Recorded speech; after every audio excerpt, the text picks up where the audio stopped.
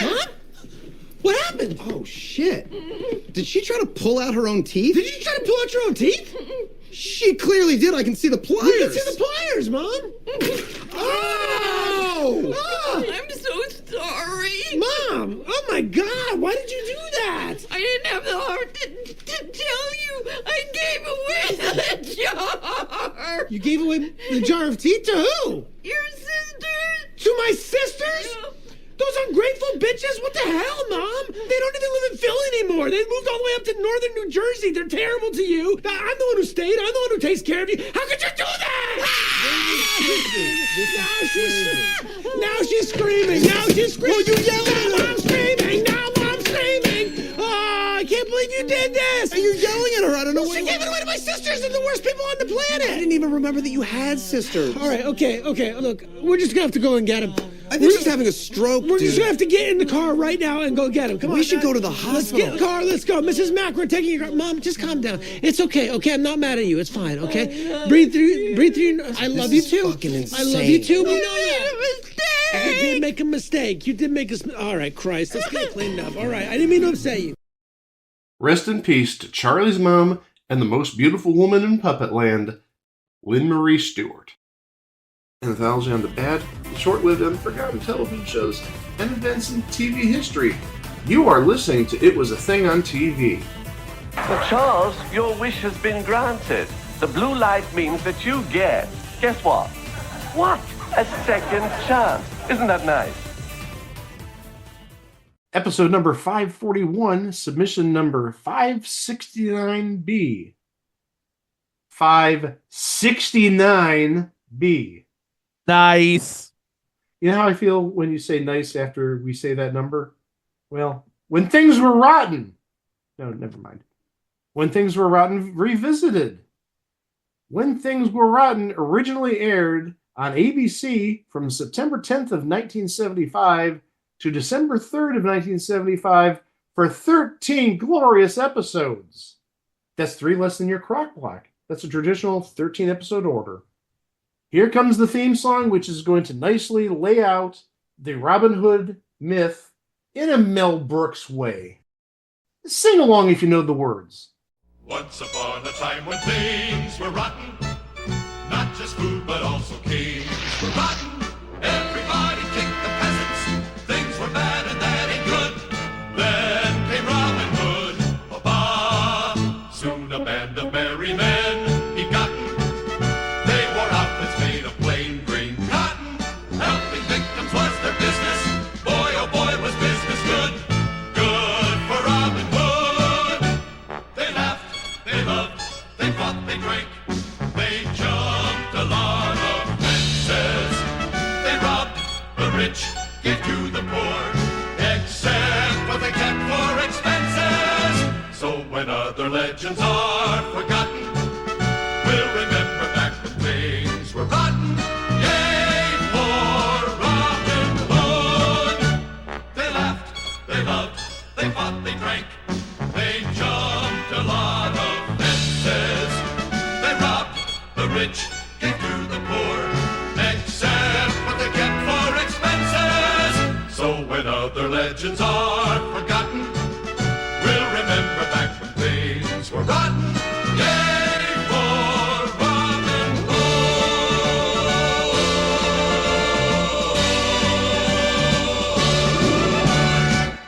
Once upon a time when things were rotten, not just food but also kings were rotten. Everybody took the peasants. Things were bad and that ain't good. Then came Robin Hood. Ba-ba. So the band of merry men begotten. They wore outfits made of plain grade cotton. Helping victims was their business. Boy, oh boy, was business good. Good for Robin Hood. They laughed, they loved, they fought, they drank. They jumped lots of fences. They robbed the rich, gave to the poor, except what they kept for expenses. So when other legends are forgotten, we'll remember back when things were rotten. Yay for Robin Hood! They laughed, they loved, they fought, they drank. They jumped a lot of fences. They robbed the rich, gave to the poor, except what they kept for expenses. So when other legends are forgotten, we'll remember back when things were rotten. Yay for Robin Hood. I don't hear a gong. That means I must have been acceptable. We talked about when things were rotten originally 472 episodes ago. Notice I didn't say what episode number it was. I said 472 episodes ago. You do the math. 541 minus 472 equals... I know this. Just say nice. Nice. I didn't even have to say the number. Chico did the math, and Chico worked it out, and he said nice. So yeah, 472 episodes ago, we did talk about this. There's a reason why we're revisiting this, and we'll get to that in a little bit. As I said, I'm not going to go over the whole Robin Hood legend. I think everybody knows the basic backstory of it, and you just heard that theme song either from the TV show or my amazing rendition of it, or maybe even both.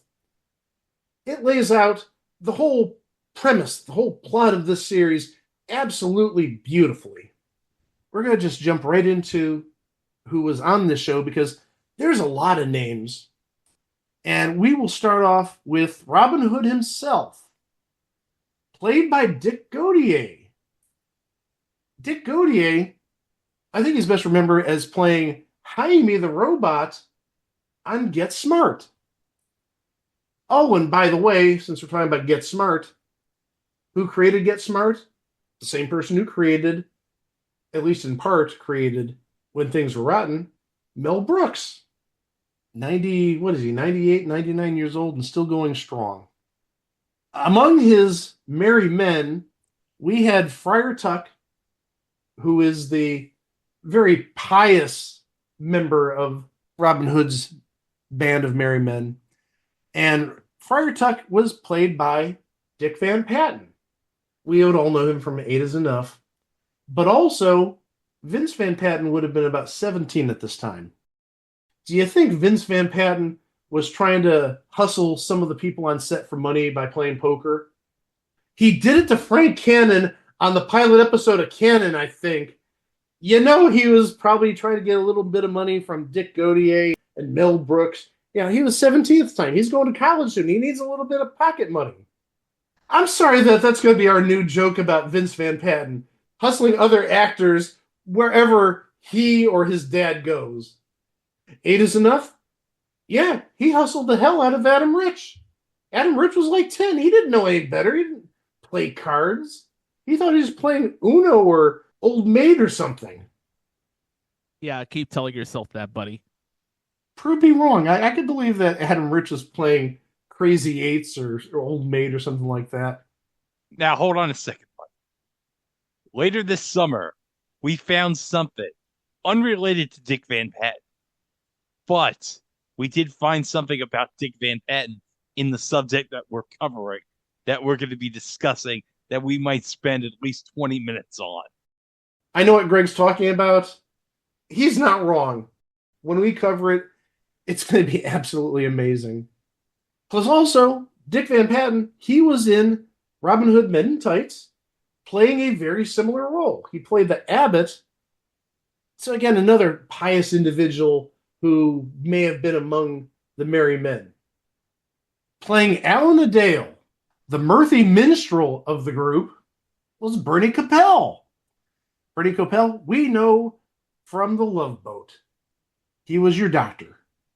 But also another tie-in to Get Smart, since we talked about Dick Gautier being Jaime, Bernie Capel played Siegfried on Get Smart, one of the chaos agents that appears quite frequently. The next person actually had a dual role in this show. He played twins named Ronaldo and Bertram. Ronaldo was one of the merry men, but he wasn't one of the merry men from the legend. Alan Adale, definitely part of the Robin Hood legend. Friar Tuck, also.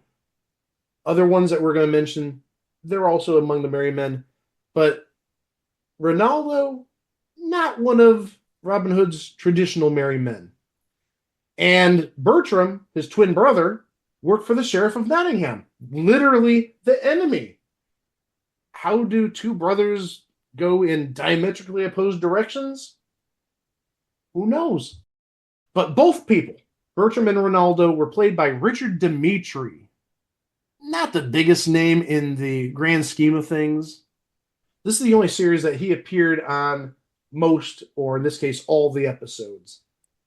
He did some guest starring up until 1999. He was in 3 episodes of Tracy Takes On, if you remember that, back on HBO in the day. The only other place I remember him from is somehow, I'm guessing this may have been the promotion for When Things Were Rotten. He appeared on at least 2 episodes of the syndicated Hollywood Squares, which would have been kind of weird if those episodes aired after When Things Were Rotten got canceled. Playing the aforementioned Sheriff of Nottingham, whose name is Hubert. Now, I don't think his real name was Hubert in the Robin Hood lore, but here, the Sheriff of Nottingham's name is Hubert, portrayed by Henry Pollock II. The same Henry Pollock II who hosted Double Talk. Who didn't like Double Talk back 39 years ago? But also, he was a supporting character on Webster. He was Jerry Silver. Now, hold on. Let me just say it right now, Mike. Is it Alex Karras in Webster? Yes, now go shopping and please don't buy that guy in the circle in the upper left-hand corner. Oh, that's me. It's you, Peter.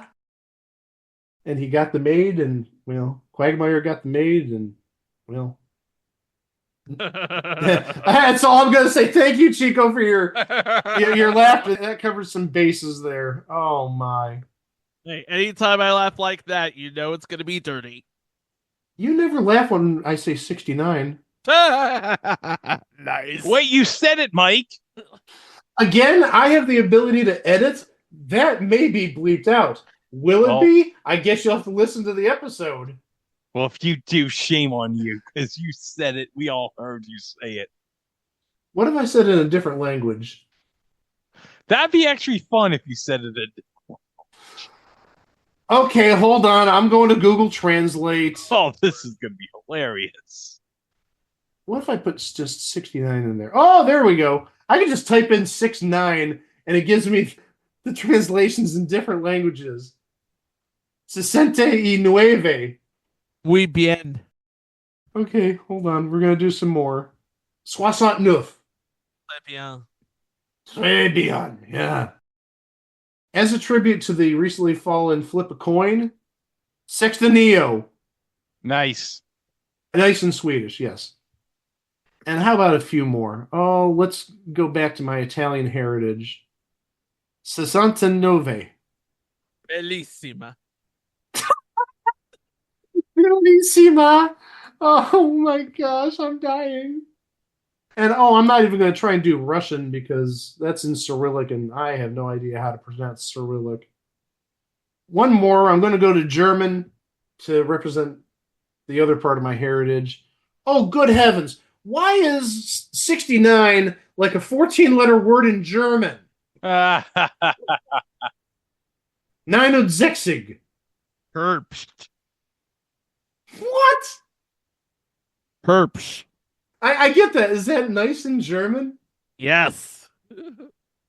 I'm getting as far away from Google Translate as I can right now because we do have other people besides Henry Pollock II and Richard Dimitri to talk about. Playing Maid Marian, the love interest of Robin Hood, but also in this series, the love interest of the Sheriff of Nottingham, or I should call him by his government name in this series, Hubert, is Misty Rowe. She was one of the Hee Haw girls and actually was also on Hee Haw Honeys after this. Nothing for the Hee Haw Honeys, though. Well, I bet you if I said Hee Haw Honeys in 69, you'd say something. Nice. Is that for the Hee Haw Honeys or is that for the number? Yes. Playing Little John is David Sabin. Not really known for much of anything outside of When Things Were Rotten. Not unlike Richard Dimitri. He was on one episode of Many Things. He did play General Carter on the 1983 miniseries Kennedy. By the way, do you know who played Ted Kennedy in the Kennedy miniseries, guys? John Shuck. No. You're going to love this, Chico. Kevin Conroy. Batman himself. I do want to see John Shuck play Ted Kennedy, though. That I think would be hilarious. Do you want to hear my John F. Kennedy impression of the famous moon speech? Sure, go for it. We choose to go to the moon, not because they are easy, but because they are hard. Now I'm just imagining John Shuck as Ted Kennedy talking about Starfleet regulations being outrageous. Saying that to Congress or something. Starfleet regulations, that's outrageous.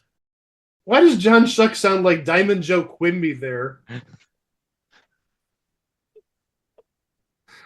Well, he did. I was worried you were going to say that my JFK sounds like Alan Thicke, because you think everything I do sounds like Alan Thicke. No. Okay, good. One character we don't see in the course of this series at all is King Richard. He was the King of England during the time of Robin Hood. In the case of this series, it's 1197. Even though there's no King Richard, we do have his heir apparent, Prince John, in this series. And Prince John is played by Ron Rifkin. He's one of those people, if you saw his face, you'd be like, I know I've seen him. He's done quite a bit of stuff over the last 50 plus years. He was Arvin Sloane on Alias, 105 episodes. And also he was on Brothers and Sisters. He was Saul Holden, and that was for 110 episodes. So again, a known entity that you've definitely seen somewhere on television, but maybe you just didn't know his name. And the thing is, he is still with us, still active.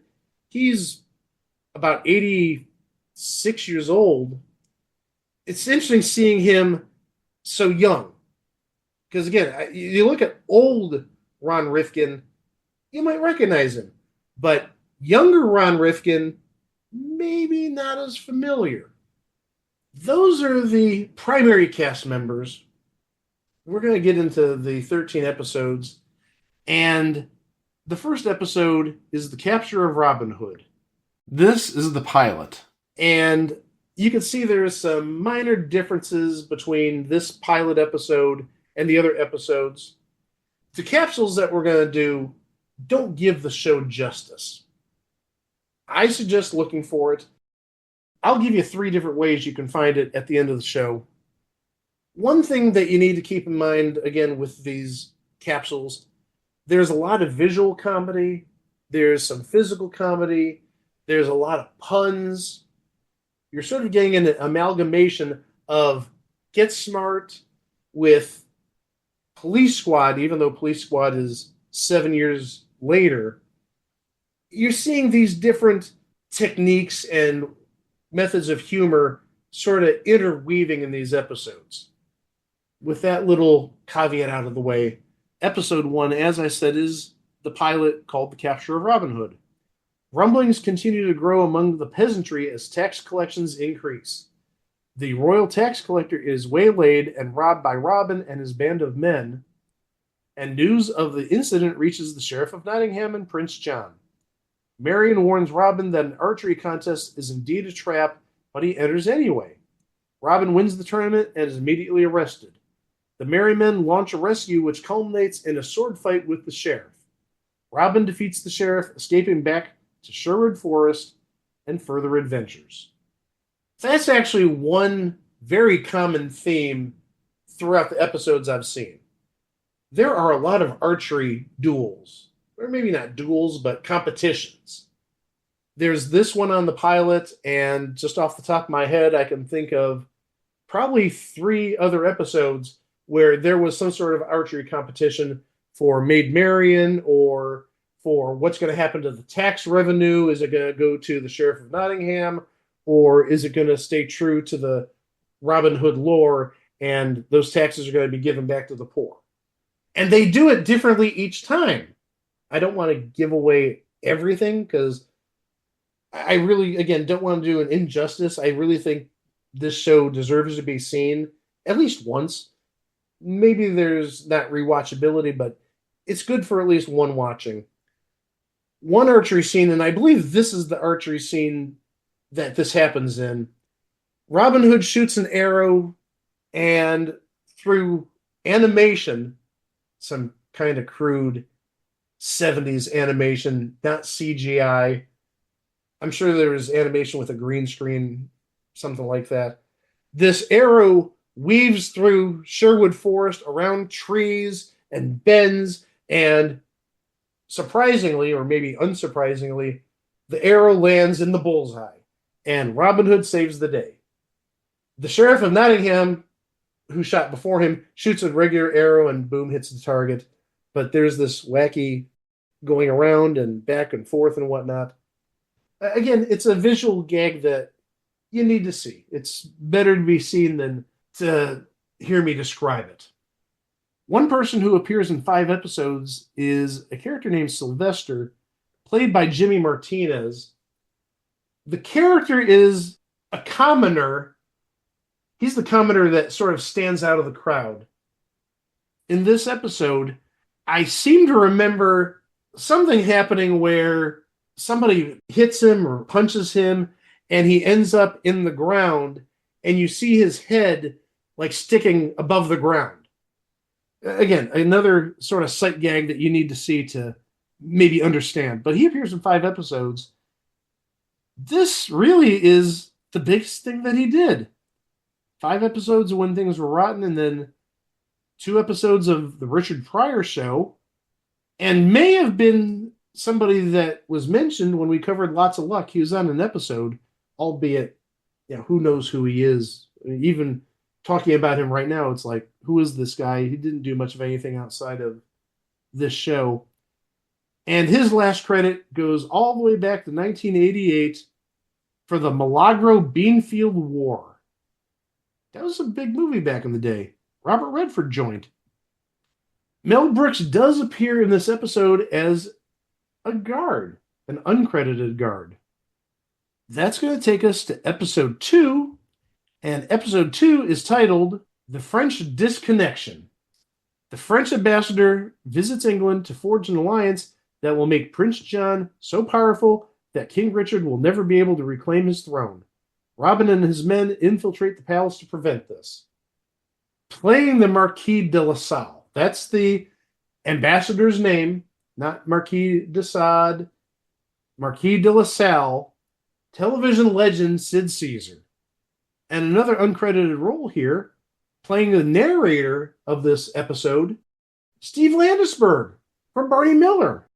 Another person of significance in this episode, not as an actor, but he co-created the story, is Gene Wood, the game show announcer. Before he got into announcing, he was a comedian, so it's not outside of his element. Episode 3 is titled The House Band. The sheriff recruits a band of evil lookalikes to impersonate Robin Hood and his band in order to discredit them with the peasants, while the real Robin and his men are on vacation. Everybody on the main cast, in terms of the Merry Men, they have a doppelganger in this episode. So Dick Gautier is playing both Robin Hood and who I would assume is his impersonator, Gregor. Dick Van Patten, he plays Friar Tuck, but also he plays Dapper Danny Doyle. Bernie Capel, he's Alan Adale, but also Bad Merwin. Richard Dimitri, well, he's Bertram and Ronaldo, so maybe Ronaldo is the bizarro version of Bertram. I don't know. And then Little John, his impersonator, is Lars the Norseman. Someone say Bizarro! What took you so long? Sorry, Bizarro had to get money from ATM after all the money I gave away to Whammy. Hey, it's great that you're here because this episode is very much like you. You rob from the rich and give to the poor. Yes! You're like the Whammy version of Robin Hood. Me put green hat on bum because I'm Bizarro. Oh, Bizarro Whammy, that's not where you put a green hat. Oh, darn. How you guys like the new edition, Bizarro Whammy? I like it. Also, one thing I want to note about Alan Adale. Now, he is the minstrel, as I said earlier. Alan Adale frequently breaks the fourth wall talking to the audience. Sometimes he just gives opinions on the matter at hand. Sometimes he gives a little bit of commentary. There was one episode where at the end of the episode, after Robin Hood and the Merry Men trashed basically their living area, there was garbage all over the place. Alan Adale gives a little soliloquy to the audience to close the episode about it's 1197 and you need to take care of the planet because if we don't take care of it, who's going to take care of it? A little bit of timeliness there since 1975 is about, 5, 6, 7 years after Earth Day began. Looking at from Mother Earth is quite an important topic at that time. Moving on to episode 4. Episode 4 is titled Those Wedding Bell Blues. Sheikh Ahmed comes from Arabia to sign an olive oil treaty with Prince John, but demands the hand of Maid Marian in marriage as part of the deal. It ain't happening. The Sheriff of Nottingham is not going to give up Maid Marian. And if he gave up Maid Marian, you know that Robin Hood would be kind of PO'd playing Sheikh Ahmed. And this sort of goes back to the pre-show that we did before we started recording. This is one of those characters that would have been canceled in that in memoriam sketch because you'll see why. It is not somebody of the Arabic persuasion playing the Sheik. It's Dudley Moore from Arthur. Oh, no. And it's as cringy as you think it might be. Some things just don't age that well. We have 2 more names besides Dudley Moore. Playing Sir Clyde, Danny Wells. So we're talking Luigi from the Super Mario Brothers Super Show. Remember back in Quarter Country how I thought he was the one who went down the elevator shaft instead of Diana Muldaur? No. Expound. I'm curious about this. I remember this because I was confused with Chica. I thought Danny Wells was the one who died in the elevator scene, not Diana Muldaur. Oh, so I corrected him. Oh, okay. Yeah. I thought for some reason you were like misgendering Diana Muldaur. No, but then, Mike, I remember you saying, I don't want to think about Danny Wells in an elevator scene. Nobody wants to see Luigi die in an elevator scene. No. It's amazing the stupid shit from this show that I remember after all these years. We all know what it would sound like if Luigi died falling down the elevator shaft. One more person to mention this episode. We already mentioned him earlier as a narrator. Steve Landesberg is in this episode as the Wizard. It should also be noted that this episode was directed by legendary comedian Marty Feldman, the only person on staff that day that could look at Mel Brooks in the eye and also look at the craft services table at the same time. I feel bad for that, but it's not wrong. He's looking straight at Mel Brooks, and his other eye is looking at like an 80-degree angle at the craft services table. Probably a true story. Episode 5 is titled A Ransom for Richard. Peasant's faith in Robin Hood is shaken after he is chosen to guard King Richard's ransom from Prince John and the sheriff, and the treasure comes up missing. We have a couple of names. I'll go with the smallest one first.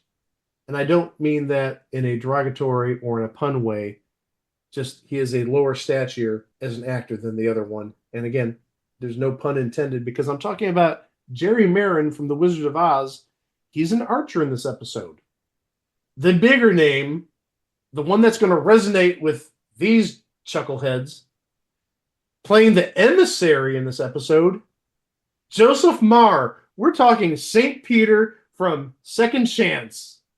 You're damn right we're talking about St. Peter from Second Chance, 1987. Episode 6 is titled The Ultimate Weapon. Robin and his men must stop mad inventor Otto Bahn. Otto Bahn? Otto Bahn. Yeah, I get it. Okay, you get the joke. All right, I just wanted to make sure that didn't go over everybody's heads. From building the ultimate weapon for Prince John and the sheriff, that would destroy Sherwood Forest. Playing Dr. Otto Bahn in this episode, John Biner. This would be, about 3 years before Bizarre happened. I didn't say Bizarro, I said Bizarre. So sit your butt down, Greg's Whammy. Oh, darn!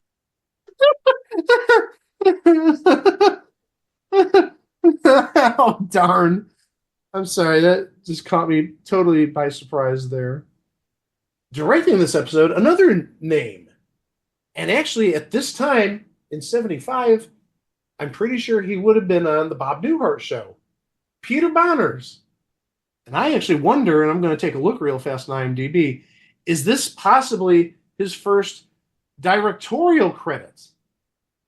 The answer to that is no, it's his fourth. He directed something called Summer Fun in 1966. He directed an episode of The Mary Tyler Moore Show in 1974. And he directed what I think has become the newest punchline in these parts. He directed an episode of Paul Sand and Friends and Lovers. How did that become a running joke around here? Again, a little behind the scenes stuff. For some reason, Greg and myself and Chica were talking about a happening that's going to occur in the next month or so, and we had to move our schedule around a little bit. Greg said, pick what episode you want to cover that week, and me, just blurting out the first thing that came to my head, I said, hey, that would be a great time to cover Paul Sand and Friends and Lovers. I think that proves yet again, this show is anything but scripted. I did not expect a Paul Sand and Friends and Lovers reference to happen in this episode. My gosh, I now want to work in yet another reference to Paul Sand and Friends and Lovers. Let's see if it's going to happen in episode 7, which is called Ding Dong, the Bell is Dead. Robin and crew have to stop the sheriff and Prince John from selling an Ethiopian prince the beloved bell they have stolen from Nottingham Abbey. Robin Hood and his merry men want to hide the bell. The main way they're going to hide the bell is through the brute strength of Little John. He's going to pick up the bell. He's going to move it single-handedly. And this is a big bell. This is like a Liberty Bell size bell. This isn't a little bell. This is 10 feet, 15 feet high. And what happens is Little John can't move the bell because he doesn't have enough strength. He needs to get some food in his system. And the way they get food in his system is definitely very 20th century, definitely not something you'd see in the 12th century. He lies back on a dolly, like the type of dolly that auto mechanics would use when they go under your car. They have a dolly in the castle, or they smuggle a dolly into the castle, and Little John rides this dolly back under the table where Prince of Nottingham and this prince and Prince John, they're all having this feast, and Maid Marian is there, and she's working as a double agent of sorts. She's handing Little John food, a turkey shank, and some vegetables and other things to get his vitality up. And again, he's sliding under this table on this little dolly. And like I said, you can see here that Maid Marian is sort of a double agent. Yes, she's with the Sheriff of Nottingham, but she wants the good guys to win. We actually do have a couple of names in this episode. First, playing the waiter at this banquet, it was a thing on TV, Hall of Famer Carl Ballantine.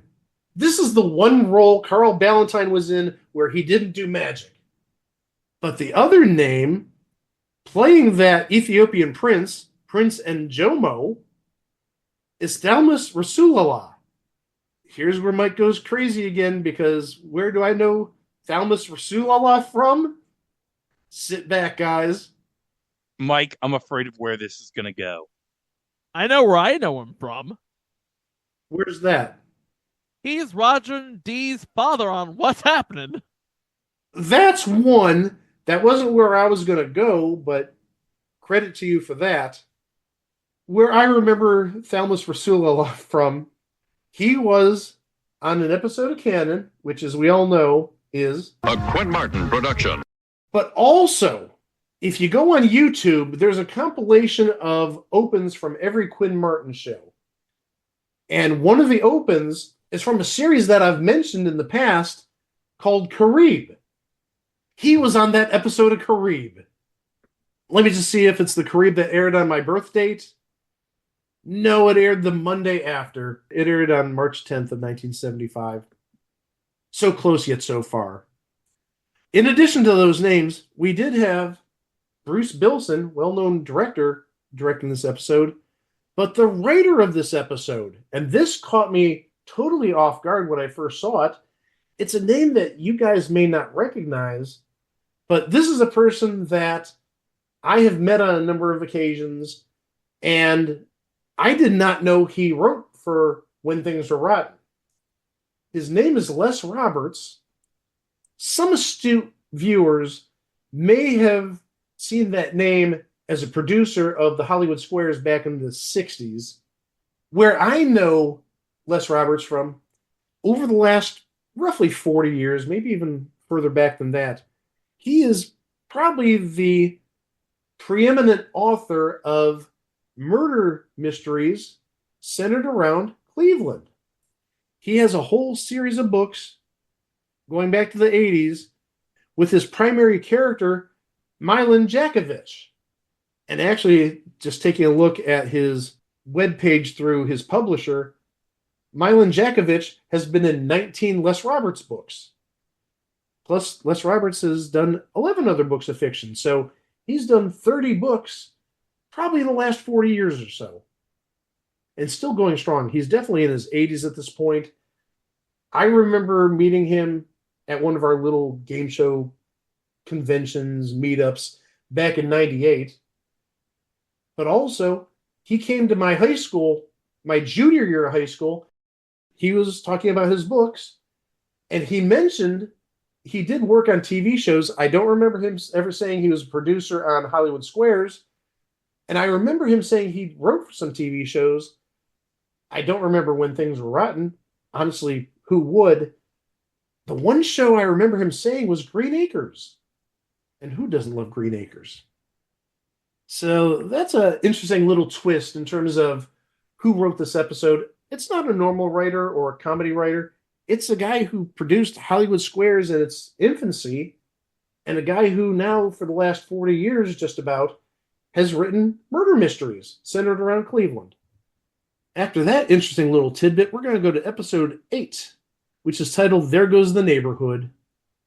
The 4 guys from Gloucester, master woodsmen, have been hired by the sheriff to chop down Sherwood Forest, so it can be replaced by a new housing development, Sherwood Meadows. Robin and his men have to convince the guys to quit the job. And they do it by basically spooking them. This is almost like a bad Scooby-Doo episode where somebody's wearing some sort of ghost outfit, or somebody's dressed up like a vampire or a monster. Hilarity ensues, but it's like dopey hilarity. We got 2 names of note. The guys in this case, they were actually all named Guy. You had Guy Cooper, you had Guy Tinker, you had Guy Butler, and you had Guy de Maupassant. Not Guy de Maupassant, Guy de Maupassant. I don't remember him being called Guy de Maupassant. Plus also, that would be kind of weird because there actually is an author by the name of Guy de Maupassant. But playing Guy de Maupassant, Paul Williams, renowned songwriter and singer. The Rainbow Connection. I think that's all I need to say. The Rainbow Connection, that's the end of the list. And also, he signed cards in Leaf Pop Century last year. And he was actually one of the cards, or the best card in my opinion, in the first pack of Leaf Pop Century I opened last year at the National Convention.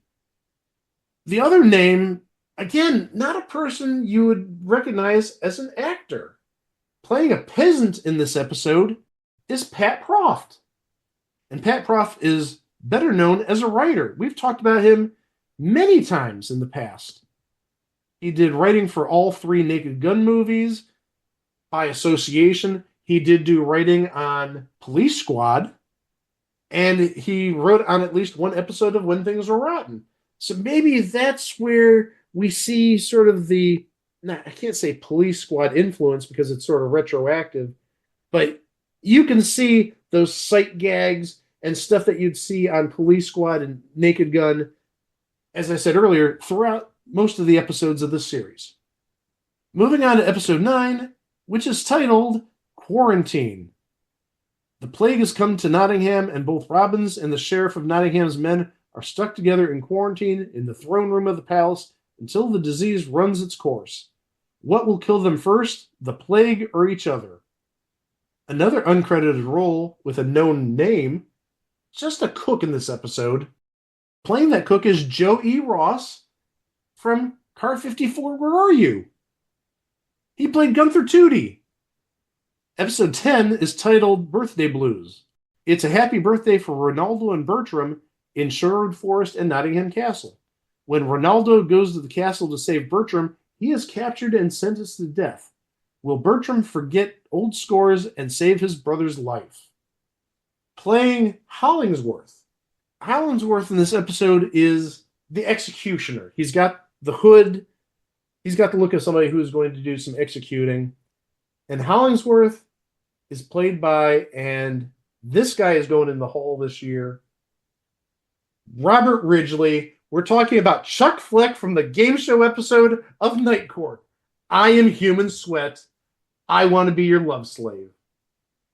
The answer to the question from the previous synopsis is yes, because Ronaldo is in the next episode, which is the first part of a 2-part episode, The Spy Part 1. King Richard must return home to England soon or lose the throne to Prince John. Meanwhile, Robin Hood's men suspect there's a double agent in their ranks. But which side is he really working for? In this episode, they lay out that by law, I don't know if it's like the Magna Carta or some phony document. I'm guessing phony document is the correct answer in this case.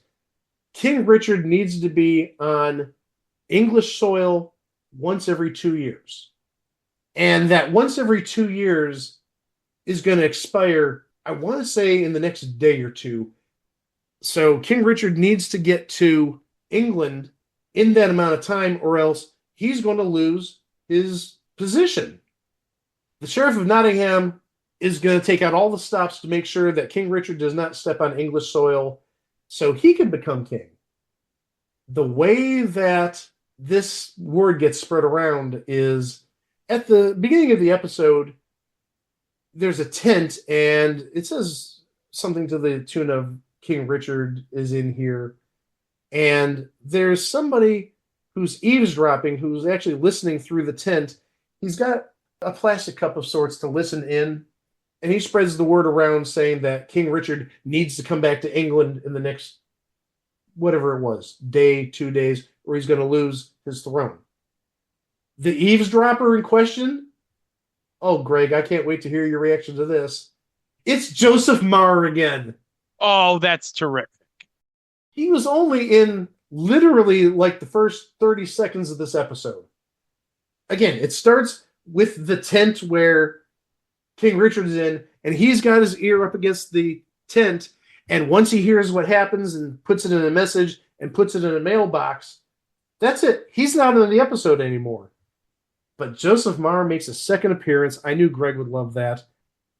As an innkeeper in this episode, talking about people who we saw previously in the series in different roles, Carl Ballantyne. Episode 12 is The Spy Part 2. So we're going to wrap up this whole charade about who's the spy, what are we going to do with the spy. We'll get into more details about that after I go through the synopsis. The merry men put on trial the one they think is the traitor in their ranks. Robin Hood, meanwhile, has to stop the sheriff from killing King Richard when he returns to England as the law requires or lose his throne. So the second half of that synopsis is essentially everything I laid out in the previous episode. He's got to step foot on English soil once every 2 years or he loses the throne. Spoiler, the merry man that's on trial is Ronaldo. Which makes sense if you think about it, because his brother Bertram, he works for the bad guy. So you'd think that they may be in cahoots, even though one works for good and the other works for bad. In this trial, he is found guilty, and they want to hang him. They want to be done with him immediately. Ronaldo keeps saying, hold on a second, let's get Robin Hood back, because he can explain everything. I'm innocent. I was actually working for us, even though he did the spying. And Robin Hood comes in at the last second and verifies the alibi that Ronaldo has. He just can't say it in front of everybody because it's a little touchy, a little dicey to say the least, where he's admitting, yeah, I was a spy, but I was a spy for good reason. Playing a character named Tanya, who is a gypsy sort, who actually nurses Robin Hood back to health. A known name from primarily the 70s, 80s, even later, because I do believe she was the mother in My Big Fat Greek Wedding, Lady Kazan. Playing another gypsy nomad type, again, trying to aid Robin Hood back to health, is John Bonney. The main reason I mentioned him, he was one of the three creators of the show, besides Mel Brooks and Norman Stiles. So one of the co-creators is getting some airtime in this episode. The final episode is titled This Lance for Hire. The sheriff hires the famous mercenary, the Black Knight, to challenge Robin Hood to a fight to the death. Robin accepts, despite being crippled by a recent wound. But the sheriff has his own plans for the fight, no matter who wins. This is almost the traditional Black Knight fights somebody. When I first saw this, the first thing that went through my mind was when the Black Knight wanted to fight Peter Griffin in that, I think, second season episode of Family Guy, Saturday Night Fever, where Peter went to the Renaissance Festival, Renaissance Fair, and he scuffed up the car of the Black Knight, voiced by Will Ferrell. That was the first thing that come through my mind. Hey, 2 straight weeks where we mentioned Will Ferrell, and we would be remiss not to mention his great performance as Robert Goulet on the SNL 50 special. If you didn't see that SNL 50 special, go to SNL's YouTube channel. All the parts are up there. Go to the Lawrence Welk sketch. Absolutely hilarious. Both Will Ferrell, but also Kristen Wiig. We do have a name playing the Black Knight, and don't take this the wrong way, because when you hear who the Black Knight is, you may get a certain bit of imagery in your mind. Ron Glass from Barney Miller. And the new Odd Couple. And the thing is, we don't know it's Ron Glass until, again, sort of like the opposite of Joseph Marr as the eavesdropper, where we see him for like the first 30 seconds of the episode. We don't know who the Black Knight is until the last 30 seconds of this episode. Because they say, oh, I want to know who the Black Knight is. Throughout the episode, the Black Knight has his hood down. He's all in his armor. But at the end, after being successful, he lifts up the hood, and it's Ron Glass. Kinda awkward given Ron Glass's race. But also, 1975 was a lot different time than 2025. So that's 13 episodes. What happened? I've got the ratings, and really the ratings to start were not bad. I have the ratings for the premiere episode. Out of 66 shows in this week, it came in at 20th. And it beat a lot of good shows. I'm not going to go through all of them, but it beat Cannon, it beat Barney Miller, it beat The Jeffersons, Carol Burnett, Hawaii Five-0. Plenty of shows that it beat. That was the pinnacle of the ratings for When Things Were Rotten. After episode 1, it took a tumble downhill.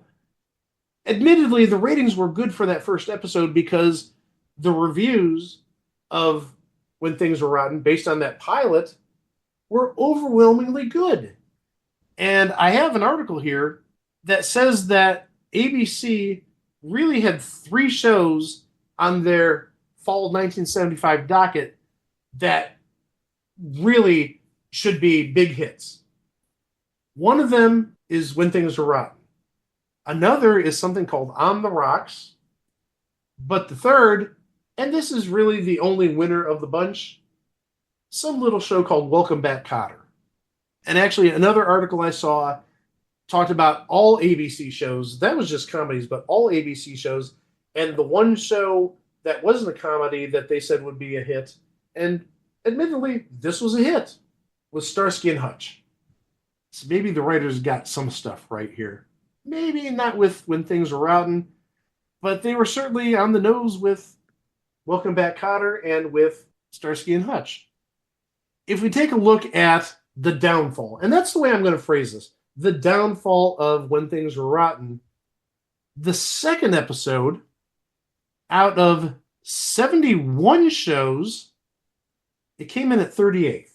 So the second episode is already below the median level. That's not good when your show drops 20 points, essentially. And from there, the free fall continued. A couple weeks later, I'm thinking this is week 4 if my math is right, out of that many shows. What do you mean that many shows, Mike?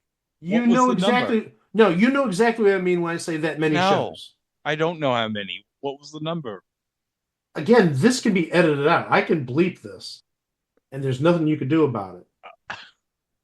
You laugh. There's nothing you can do about it. No, I could go back in and put 69 in. You said it. That's how many shows there were. Oh, okay. Nice. No, it's not nice. I didn't say the number. You can't say that. But I did say it. It's 69. Nice. Bizarre whammy. Out of how many shows was it? 96. 96. Bizarre whammy. I love you. Me love you, Mike.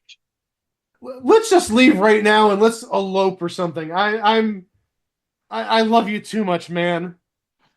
Anyhow, as I was trying to sort of avoid, yes, there were 69 shows that week. Nice. Damn it! When Things Were Rotten came in at 48th. So we went from like 20 to 38. Now we're down to 48. This is not looking terribly good, kids. Moving a little further in the future, this is mid-November. So I'm going to assume this is probably about episode 8, episode 9. Out of 66 shows in this week, When Things Were Rotten was 56th. That's not a good sign at all. So we've seen the full tumble. Is it because the show may have been kind of too smart for its own good? It was from Mel Brooks. We talked about him with Get Smart. Maybe the humor was just a little too over people's heads? Who knows? But if we take a look at the schedule, maybe that'll paint a little bit better of a picture. When Things Were Rotten aired on Wednesday nights at 8 p.m. I don't think you're beating either of these shows in 1975.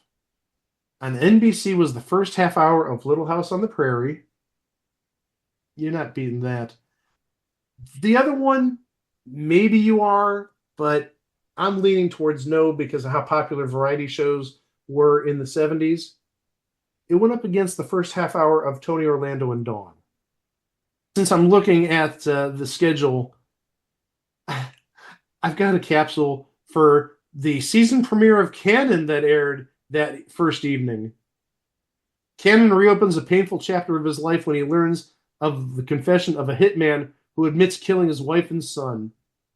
Oh, I thought the painful admission was like the Danish. Frank Cannon cheated on a cheese Danish with a spinach souffle. Go listen to the previous episode when I saw the Barnaby Jones series premiere, and literally, like, the first scene is Cannon making a spinach souffle, and Barnaby Jones calls him and tells him that his son is dead, and his son is one of Frank Cannon's colleagues. Best crossover ever. I wonder what happened to the spinach souffle. The show that would replace When Things Were Rotten on ABC's schedule was a little more successful ratings-wise and popularity-wise. A little spin-off called The Bionic Woman. If you are interested in seeing the show, and by all means, I encourage you to find it, there are numerous ways you can find it, whether free or paid. All 13 episodes are on YouTube with dubious legality. Keep that in mind, it could be removed at any time. But also, on Amazon, they produced DVDs of it, and the cost of it is about $26. I think it was like $26.12 for the DVDs. I just picked it up within the last week and a half because I thought it was a decent enough show that had some rewatchability, even though going through some articles, some critics said that the pilot, yes, it was good the first time they saw it, but when it actually aired on television, the second time they saw it, it just didn't have legs. There was no real rewatchability. The third option, and this might be the easiest for you and definitely the most legal and the most inexpensive way, every Saturday night at 1:30 in the morning, Catchy Comedy is currently airing When Things Were Rotten. And that's the reason we're revisiting this, because they've shown now 7 episodes, 8 episodes, and you get a better feel as to how the show is. How's the comedy? How do the characters mesh together? How authentic is it to the actual lore of Robin Hood? And that leads me to why I think this show, beyond the ratings drop that we saw from week 1 to week 2, week 3, week 8, so on and so forth, I think this show unfortunately falls in the same category as a show that we covered a few months ago, The Girl with Something Extra. Yes, you can make the show relevant, or the premises relevant in terms of talking about the ESP connection, but then it takes a back seat in later episodes. With When Things Are Rotten, yes, you could do 13 episodes of a Sherwood Forest themed episode, Robin Hood versus the Sheriff of Nottingham, but can you do 20 episodes, 26 episodes, 2 seasons? I think the format's a little flimsy in that regard. I think there's only so much you can do with the Robin Hood lore. That's my theory beyond the ratings, why this show didn't make it to 1976. But I do encourage you to, as Chico would say, form your own judgment and do make your own decision. I think it's a perfectly good show. Admittedly, a little underrated, and it's from Mel Brooks. You can't go wrong with Mel Brooks. The show did get critical acclaim for the most part. One comment I like is from a critic by the name of John Leonard. He wrote that watching When Things Were Rotten, and I think Greg's going to like this because it involves baseball cards. Watching When Things Were Rotten was like being locked inside a package of bubble gum where the only card is Alvin Dark. Oh, I appreciate the Alvin Dark reference. For some reason, I knew you'd appreciate an Alvin Dark reference. So it was good, but rewatchability, maybe it's not there. Maybe people were just uninterested in the premise after seeing the pilot episode. And they're like, it's Robin Hood. You know, how are you going to make Robin Hood fun and interesting? But in the end, When Things Were Rotten, now that we gave it a second chance, I say look for it. But despite that, it still remains just a thing on TV. You can find us at our website, itwasathingontv.com, on Facebook at It Was a Thing on TV Podcast, and elsewhere at It Was a Thing on TV. You can find us on any podcast player, and we're also on YouTube, where you can subscribe to our channel to keep up to date with our releases, including what's coming up next time. Oh, Mike, I see what you did. Second Chance. And who was on Second Chance? The guy who gave Charles Russell Second Chance. Hold on, Mike. Keep that up there. Keep that up there. I want to put the... I'm going to... Oh, Mike.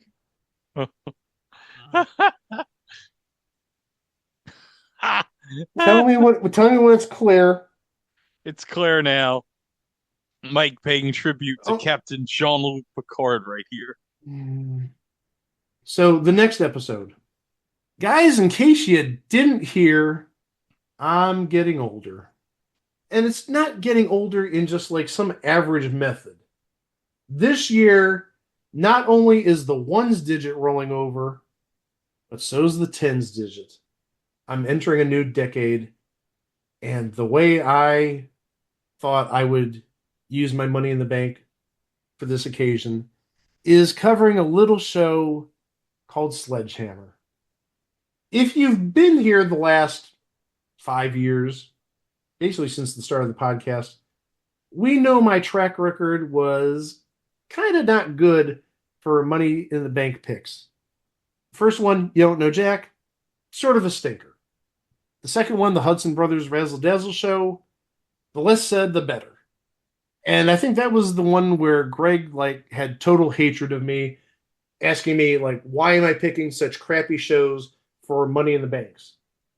Then 2 years ago, I had a winner with Madam's Place. That was a good show. That was a very funny show.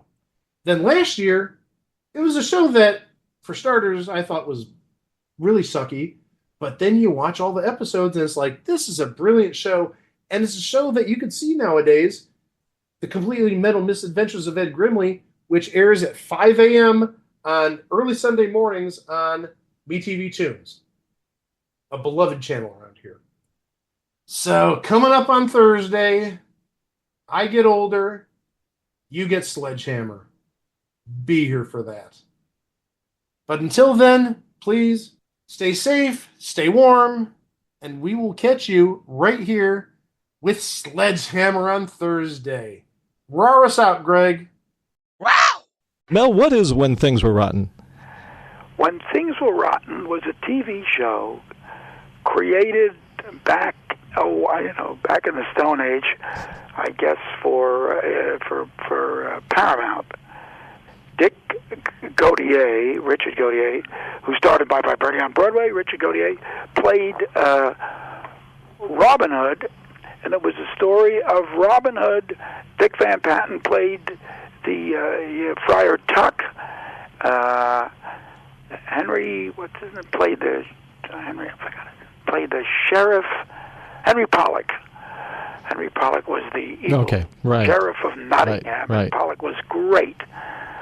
Now, When Things Were Rotten was canceled after only 13 weeks by ABC in 1975. Why didn't the show last longer? I don't know. It was crazy. It was a good show. It was funny. It was really funny. Well, it got great reviews. It really did. I looked up the reviews on When Things Were Rotten, and you got fantastic reviews. I think it was canceled because what you said before about 3-camera shows. Right. They were coming into vogue, and this was a 35 millimeter 1-camera show that cost a lot of money for crew and lighting and editing and transferring film to tape and then broadcast.